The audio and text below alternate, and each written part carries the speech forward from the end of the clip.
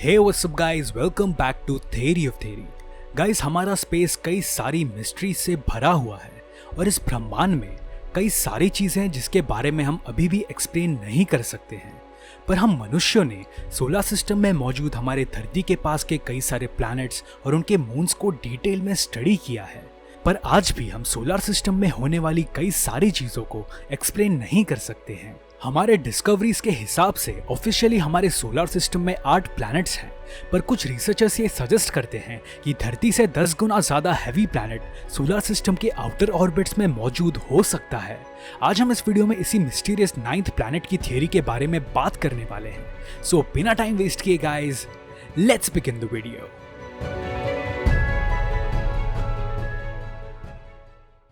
– 2006 में प्लूटो के एक डॉर्फ प्लैनेट घोषित हो जाने के बाद नेपच्यून को हमारे सोलर सिस्टम का आखिरी प्लैनेट माना जाता है।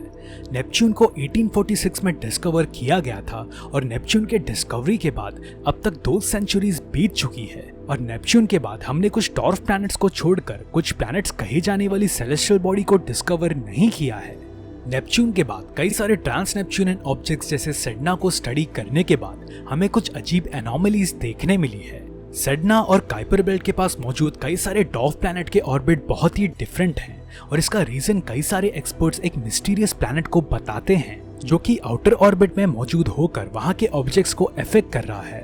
अगर हम लास्ट डिस्कवर्ड प्लैनेट नेपच्यून की बात करें तो नेपच्यून हमारे धरती से इतना दूर है कि हम उसे धरती पर रहकर मार्स, जुपिटर या सैटर्न की तरह अपनी आंखों से नहीं देख सकते। नेपच्यून के पहले यूरेनस को 1781 में डिस्कवर किया गया था और यूरेनस की डिस्कवरी के बाद ये देखा गया कि उसके ऑर्बिट सोलर सिस्टम के कई सारे प्लैनेट्स के कंपेयर में थोड़े डेविएटेड है और तब यह अनुमान लगाया गया था कि यूरेनस का ऑर्बिट कोई बड़े प्लैनेट के वजह से डेविएट हो रहा है। और इसी तरह से बाद में नेपच्यून को डिस्कवर किया गया था और इसी तरीके का डेविएशन हमें काइपर बेल्ट के प्लैनेट्स में भी देखने मिल रहा है। और इसी कारण से एक प्लैनेट 9 के होने की भी बातें इस समय पर की जा रही है। इस अनडिस्कवर्ड मैसिव प्लैनेट को एक आइस जाइंट माना जा रहा है जो कि जुपिटर जैसे गैस जाइंट की तरह बड़ा ना होकर अर्थ और मार्स जैसे रॉकी प्लैनेट से बड़ा होने का अनुमान है। इस अनडिस्कवर्ड प्लैनेट को कई सारे लोग प्लैनेट एक्स और फैटी भी कहते हैं। माना जाता है कि यह प्लैनेट हमारे सोलर सिस्टम के सेंटर से करीब 90 बिलियन किलोमीटर्स की दूरी पर ऑर्बिट कर रहा होगा और धरती से हमें इस प्लैनेट तक पहुंचने के लिए करीब 50 साल से भी ज्यादा का समय लग सकता है। और अगर ये प्लैनेट रियल है तो धरती के मुकाबले ये प्लैनेट सूरज का चक्कर लगाने के लिए करीब 10 से 20 हजार साल का समय लेता होगा। एक और थ्योरी के मुताबिक इस प्लैनेट 9 को एक रोग प्लैनेट माना जा रहा है। रोग प्लैनेट वो प्लैनेट्स होते हैं जो कि अपने होस्ट स्टार के ऑर्बिट से किसी वजह से निकलकर ब्रह्मांड में हर जगह पर मूव होते रहते हैं।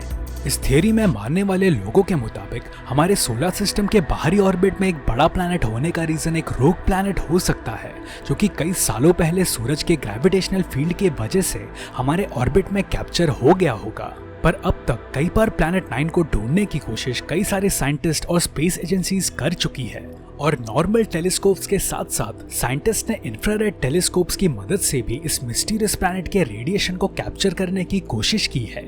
पर अब तक उन्होंने सोलर सिस्टम के बाहरी ऑर्बिट में सिर्फ अजीब ग्रेविटेशनल इफेक्ट को ही डिटेक्ट किया है। अब तक कोई भी प्लैनेट स्पॉट ना होने के कारण कई सारे साइंटिस्ट ये मानने लगे हैं कि ट्रांस नेपच्यूनियन ऑब्जेक्ट्स के ऑर्बिट को कोई दूसरा प्लैनेट नहीं बल्कि एक ब्लैक होल इफेक्ट कर रहा है। पर प्रॉब्लम यह है कि हमने अब तक ब्रह्मांड में हमारे मिल्की वे गैलेक्सी के सेंटर में मौजूद सुपरमैसिव ब्लैक होल के साथ साथ इंटरमीडिएट और स्टेलर मैस ब्लैक होल को ही डिटेक्ट किया है जो कि बहुत ही ज्यादा बड़े और पावरफुल होते हैं। और अगर इस साइज का कोई भी ब्लैक होल हमारे सोलर सिस्टम के पास में मौजूद होता तो अब तक सोलर सिस्टम में सारे ही प्लैनेट सही सलामत नहीं होते। और इसी वजह से कुछ साइंटिस्ट्स का ये मानना है कि ये ब्लैक होल एक छोटा प्रिमोर्डियल ब्लैक होल हो सकता है। प्रिमोर्डियल ब्लैक होल्स माना जाता है कि बिग बैंग के तुरंत बाद क्रिएट हुए थे और ऐसे टाइप के ब्लैक होल्स अब तक इवेपोरेट हो चुके होंगे क्योंकि अब तक हमने कोई भी प्रिमोर्डियल ब्लैक होल को डिटेक्ट नहीं किया है। पर यह ब्लैक होल की थियरी हमारे प्लैनेट 9 ना ढूंढ पाने का एक जवाब हो सकती है। गाइस, स्पेस कई सारी मिस्ट्री से भरा हुआ है और आज भी कई सारी चीजें हमारे समझ के बाहर हैं। और सिर्फ आउटर स्पेस ही नहीं बल्कि हमारे सोलर सिस्टम में नेपच्यून से लेकर ऑर्ट क्लाउड तक बहुत ही बड़ा स्पेस है जिसके बारे में हमें और भी कई सारी चीजें जानना बाकी हैं। पर दुनिया भर के कई सारे स्पेस एजेंसीज कई सारे कारनामे कर रहे हैं और समय के साथ साथ हम इस प्लैनेट 9 की मिस्ट्री को भी जरूर सॉल्व कर देंगे।